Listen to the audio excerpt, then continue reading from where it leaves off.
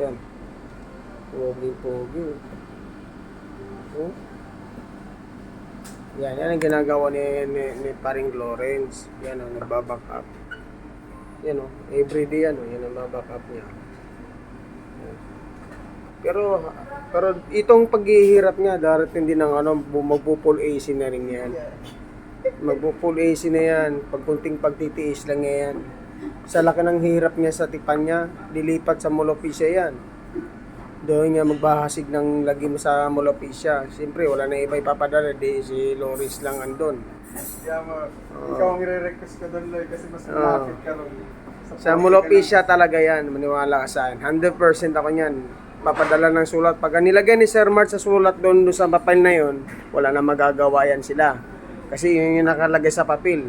Kaloy yung nakalagay. Oo. Yan.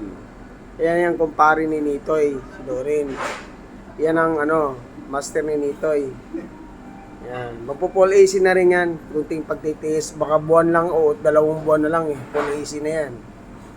Yan.